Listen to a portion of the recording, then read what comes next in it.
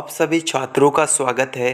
तो छात्रों, आज की इस वीडियो में हम लेकर के आ चुके हैं दिनांक 18 अप्रैल को कक्षा 6वीं के बच्चों का जो गणित का वार्षिक मूल्यांकन का पेपर है।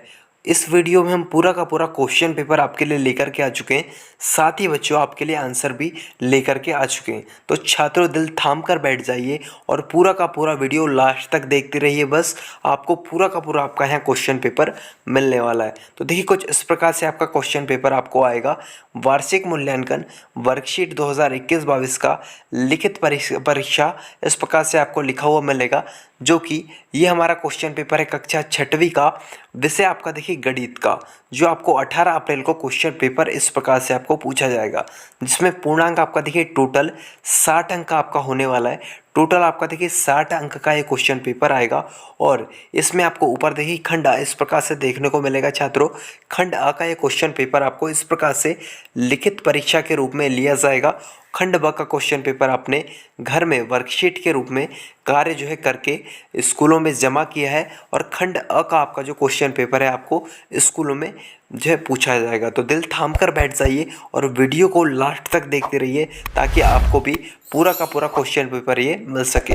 तो चलिए छात्रों, आज की इस वीडियो को हम शुरू करते हैं। तो देखिए, कुछ इस प्रकार से आपको यहाँ पर सबसे पहले आपको यहाँ साला का नाम में अपने स्कूल का नाम लिखना है। छात्रों, यहाँ पर आपको देखिए डाइस कोड लिखना है। डाइस कोड अपने स्कूल का आपको यहाँ पर लिखना है। इसके बाद छात्रों देखिए, आपको यहाँ पर अंकों में यहाँ पर अनुक्रमांक लिखना है, और यहाँ पर आपको शब्दों में लिखने को कहा गया है। ये सारी चीज़ें आपको अच्छी तरीके से भर लेनी है। देखिए, आपका टोटल देखिए 60 मार्क्स का आपका क्वेश्चन पेपर होगा।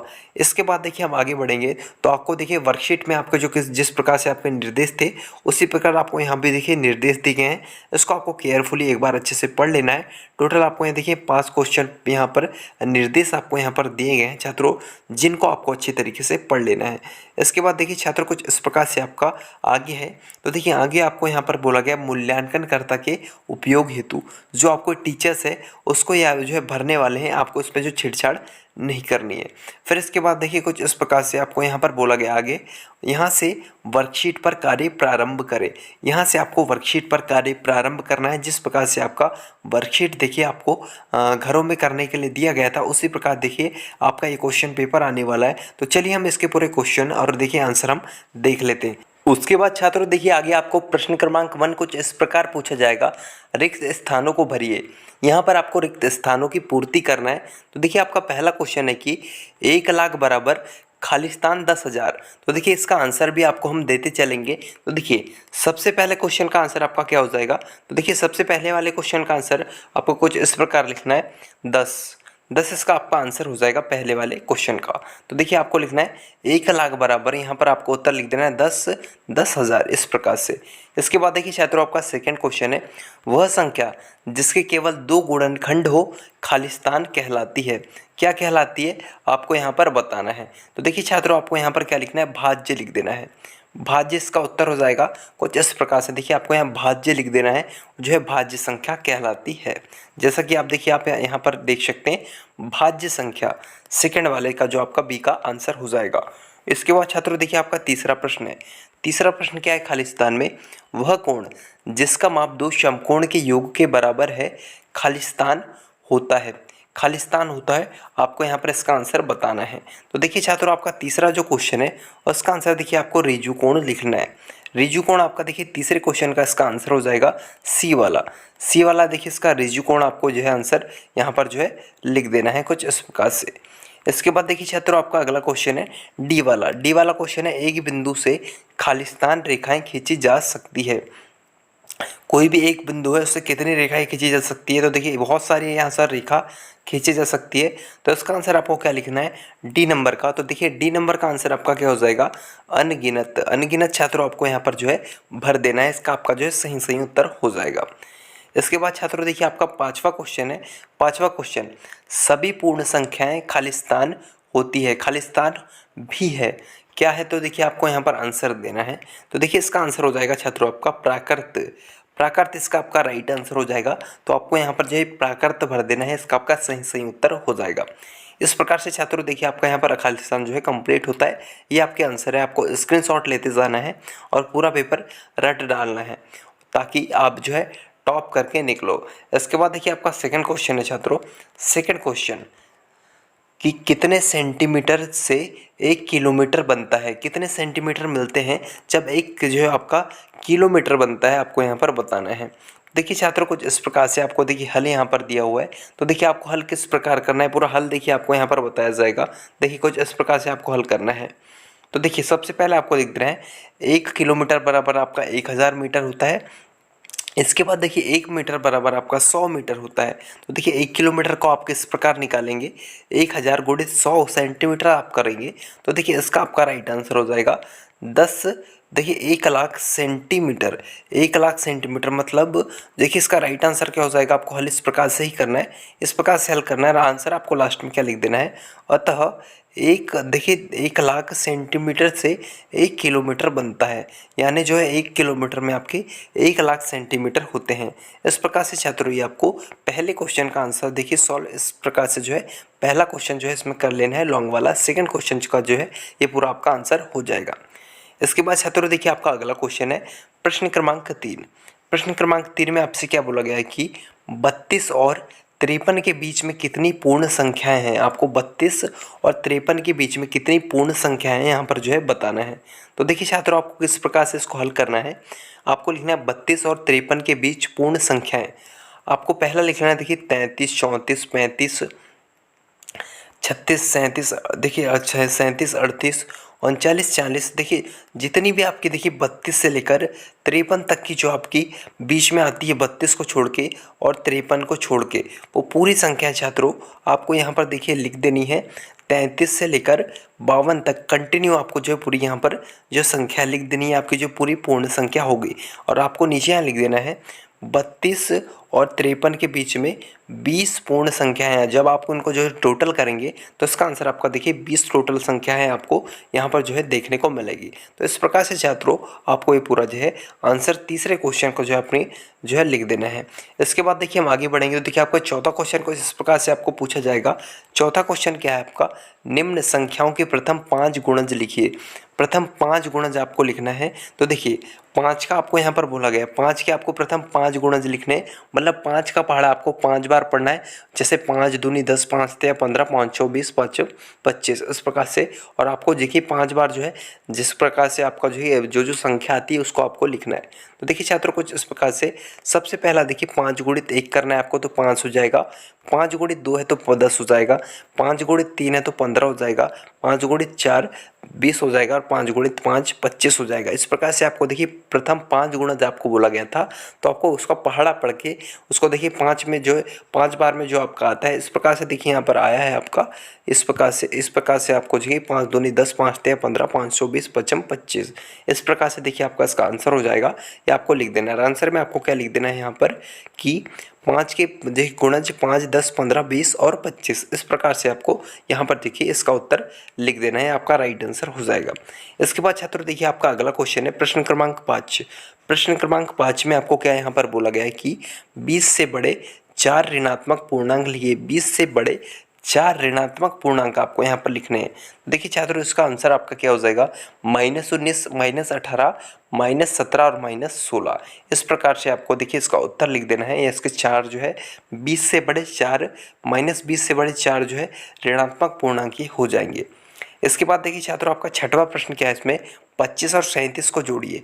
25 और 37 को आपको जो है जोड़ना है यहाँ पर। तो देखिए इस प्रकार से आपको आगे देखिए यहाँ पर देखिए इस प्रकार से आपको 25 और 37, तो आपको इस प्रकार से लिख देना है।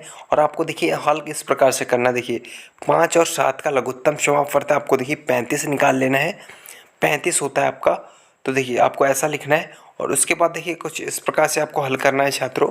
ये आपका देखिए 2/5 यहाँ पर हो जाएगा। 2/5 या 3/7 आपको ऐसा लिखना है। और इसके बाद देखिए आपको इस प्रकार से जो आपको यहाँ पर स्टेप्स दिख रही है, 2 गुणित 7 करना है और 5 गुणित 7 करके प्लस इस प्रकार से 3 गुणित 5 या 7 गुणित 5 करना है। और आपका देखिए ये स्टेप आगे आ जाएगा, आपका ये वाला स्टेप आपका आगे आ जाएगा। और इसके बाद देखिए छात्रों आपको कुछ इस प्रकार से इसका 29/35 इसका जो आपका राइट आंसर हो जाएगा। तो इस प्रकार से छात्रों आपको इसको निकाल लेना है। इस प्रकार से देखिए इसका उत्तर हो जाएगा। तो आपको वीडियो को रोकना है और पूरा इसका उत्तर लिख लेना है। इसके बाद देखिए छात्रों हम आगे बढ़ेंगे तो आगे आपका देखिए 7वां प्रश्न है। 7वें प्रश्न में आपको यहाँ पर पूछा गया है कि एक वर्ग की भुजा ज्ञात कीजिए जिसका परिमाप 20 मीटर है। वर्ग की भुजा आपको यहाँ पर ज्ञात करनी है, परिमाप आपको यहाँ पर 20 मीटर दिया गया है। तो देखिए छात्रों आपको देखिए वर्ग की भुजा का जो एक सूत्र होता है वो होता है परिमाप बटे 4। परिमाप बटे 4 है जिससे उसकी भुजा ज्ञात की जा सकती है। तो देखिए वर्ग की भुजा देखिए 204 मीटर इस प्रकार से दिया हुआ है। तो आपको देखिए इसका उत्तर हो जाएगा आपका, देखिए यहाँ 20 गुणित आपका 4 होगा, 20 गुणित 4 होगा। तो आपका देखिए इस प्रकार से हो जाएगा और इसका जो उत्तर हो जाएगा वो आपका हो जाएगा 5 मीटर। 5 मीटर इसका सही उत्तर हो जाएगा छात्रों। इस प्रकार से आपको 7वें प्रश्न का उत्तर पूरा लिख देना है। इसी प्रकार से देखिए आपका 8वां प्रश्न है। 8वें प्रश्न में आपसे क्या बोला गया है कि अपने घर अथवा विद्यालय की ऐसी 4 वस्तुओं की सूची बनाइए जो सम्मित हो। सम्मित वस्तु की आपको यहाँ पर सूची बनानी है। तो देखिए आपको कुछ इस प्रकार से आंसर लिखना है छात्रों। निम्नांकित वस्तुएं सम्मित हैं। पहला हो जाएगा आपका कैंची, दूसरा सैमपट, तीसरा मेज की ऊपरी सतह और चौथा हो जाएगा कंप्यूटर डिस्क। 8वें प्रश्न का आंसर आपको ये लिख देना है। आपको 4 यहाँ पर जो है वस्तु सम्मित वस्तु बोली गई थी, आपको यहाँ पर चारों प्रोवाइड करवा दी गई है। इसके बाद छात्रों देखिए आपका अगला प्रश्न है प्रश्न क्रमांक 9। कुछ इस प्रकार से पूछा जाएगा कि 3 सेंटीमीटर और 4 सेंटीमीटर भुजा वाले आयत का क्षेत्रफल आपको ज्ञात करना है यहाँ पर। तो देखिए आंसर आपको इस प्रकार से बनाना है। आयत की लंबाई देखिए आपको यहाँ पर 4 सेंटीमीटर दी गई है और आयत की चौड़ाई आपको 3 सेंटीमीटर दी गई है। तो देखिए आयत के क्षेत्रफल का सूत्र क्या होता है, लंबाई गुणित चौड़ाई होता है। तो आपको देखिए लंबाई गुणित चौड़ाई को यहाँ पर गुणा कर देना है। तो 3 गुणित 4 क्या हो जाएगा आपका, यहाँ पर हो जाएगा 12 वर्ग सेंटीमीटर। इसका जो आयत का क्षेत्रफल ये हो जाएगा। तो इस प्रकार से छात्रों इसका 12 वर्ग सेंटीमीटर उत्तर हो जाएगा। इसके बाद छात्रों देखिए आपका अगला क्वेश्चन है कि अगले प्रश्न में आपसे क्या बोला गया है कि निम्न दशमलव संख्याओं को भिन्न के रूप में लिखकर न्यूनतम सरलतम रूप में बदलिए। आपको यहाँ न्यूनतम सरलतम रूप में बदलना है। तो देखिए आपका देखिए पहला यहाँ पर क्या, पहली संख्या क्या आपकी 0.6 और दूसरी 2.5। इनको जो है दशमलव संख्याओं को भिन्न के रूप में जो है बदलना है। तो देखिए पहले छात्रों आपको देखिए पहली संख्या यहाँ पर 0.6 दी हुई थी, तो इसको देखिए 610 लिखना है आपको और सरलतम रूप में आपको 6/210/2। इस प्रकार से आपको यहाँ 35 पहले वाले जो है 0.6 का आंसर हो जाएगा और दूसरे वाले को हल इस प्रकार से कर लेना है। ये पूरा आपका इसका उत्तर है, आपको रट के चले जाना है पूरा उत्तर। इस प्रकार से आपका दूसरे वाले का जो है 52 उत्तर हो जाएगा। तो छात्रों इसको आपको पूरा नोट कर लेना है। इसी प्रकार से छात्रों आपका देखिए 11वां प्रश्न है यहाँ पर कि 11वें प्रश्न में आपको क्या बोला गया है कि 11वें प्रश्न हम देख लेते हैं। 11वां प्रश्न है आपका नियम, देखिए व्यापक नियम का प्रयोग करते हुए 578 गुणित 161 के गुणनफलों का आकलन ज्ञात कीजिए। आपको यहाँ पर बोला गया है। देखिए आपको व्यापक नियम का प्रयोग यहाँ पर करना है। यदि आपने पढ़ा है तो अच्छी बात है, नहीं पढ़ा है तो आप अच्छे से देखिए। तो देखिए 578 गुणित आपको 161 यहाँ पर दिया हुआ है। तो देखिए 578 का आपका कोई देखिए 600 हो जाएगा और 161 का आपका 200 के सन्निकट होता है। मतलब एक कौन से, मतलब 578 जो 600 के पास है और आपका देखिए 161 आपके 200 के पास है। तो देखिए इसका आपको यहाँ पर इस प्रकार लिख देना है, 600 गुणित 200 कर देना है। जिनके पास में संख्या उनका आपको गुणा कर देना है। तो देखिए इसका उत्तर आपका हो जाएगा 1,20,000। ये इसका आपका उत्तर हो जाएगा। इस प्रकार से छात्रों आपको इसको हल करना है। इसके बाद देखिए आपका 12वां है। 12वें क्वेश्चन में आपसे क्या बोला गया कि रोमन पद्धति में लिखिए। रोमन पद्धति में इन संख्याओं को आपको यहाँ पर लिखना है। पहला देखिए 73 और दूसरा 92। तो देखिए आपको ऐसा लिखना है रोमन पद्धति में। 73 को देखिए आप क्या लिख सकते हैं, 50 गुणित 50 धन 20 धन 3। तो देखिए आपको रोमन पद्धति में इसका हो जाएगा LXXII। और इसके बाद देखिए छात्रों आपका अगला देखिए सेकंड क्वेश्चन है 92। तो 90 धन 2 92। तो 100 माइनस इसको 10 लिख सकते हैं प्लस 2 अपन लिख सकते हैं इसको इस प्रकार से। तो देखिए इसका आंसर हो जाएगा XCII। इस प्रकार से छात्रों आपको इसका उत्तर पूरा लिख देना है। ये आपको देखिए इसका उत्तर पूरा हो जाएगा। रोमन संख्या आपको ये लिख लेनी है। पहली वाली हो जाएगी आपको LXXII और दूसरी वाली 92 को लिख सकते हैं हम XCII। इसके बाद छात्रों देखिए हम आगे बढ़ेंगे तो आपका देखिए 13वां क्वेश्चन है। 13वें क्वेश्चन में आपसे क्या बोला गया है कि देखिए 3 टैंकरों में क्रमशः 403 लीटर की 434 लीटर और देखिए 465 लीटर डीजल है। उस बर्तन की अधिकतम धारिता ज्ञात कीजिए जो इन टैंकरों को डीजल को पूरा जो है माप देगा। तो आपको यहाँ पर देखिए इसका आंसर कुछ इस प्रकार लिखना है। आंसर आपको यहाँ पर देखिए 403 का करना है। तो 403 का आपका 13 गुणित 31 हो जाएगा। 434 का आपको लिखना है 2 गुणित 7 गुणित 31 और 645 को आपको लिखना है 3 गुणित 5 गुणित 31। इस प्रकार से आपको इनको तोड़ना है और आगे आपको क्या लिख देना है, महत्तम समावर्तक आपको उसका निकाल देना है जिसको आप HCF कहते हैं और सार्वगुण अंडखंड इसका हो जाएगा 31। तो इसका उत्तर आपको क्या लिखना है, अतः बर्तन की अधिकतम अभिष्ट धारिता 31 लीटर हो जाएगी। 31 लीटर इसका छात्रों आपका उत्तर हो जाएगा। इस प्रकार से आपको यहाँ पर उत्तर लिख देना है। इसी प्रकार से देखिए आपका 14वां क्वेश्चन है। 14 नंबर के क्वेश्चन में आपको क्या बोला गया है कि राजू एक पुस्तक रुपए जो है 35.65 की खरीदता है, उसे दुकानदार को 50 रुपये दिए। जो 50 रुपये जो राजू ने दिए, दुकानदार ने उसे कितने रुपए जो है वापस दिए आपको बताना। तो यहाँ पर देखिए 50 रुपये राजू ने दिए और उन्होंने जो 35.6 रुपये का जो है सामान खरीदा। तो देखिए इसको आपको घटा देना है 50 में से 35। तो इसका उत्तर क्या हो जाएगा, दुकानदार ने वापस कितने पैसे दिए, 14.35 रुपये, 3-5 रुपये उसे जो है दिए। इस प्रकार से छात्रों इसको आपको सॉल्व करना है। इसके बाद देखिए आपका अगला प्रश्न है, इसमें लास्ट क्वेश्चन है। देखिए 15वां क्वेश्चन है कि एक संकेत इस प्रकार से का प्रयोग करके जो 100 विद्यार्थियों को निरूपित करता है एक चित्रालेख बनाइए और निम्न प्रश्नों के उत्तर आपको यहाँ पर दीजिए बोला गया है।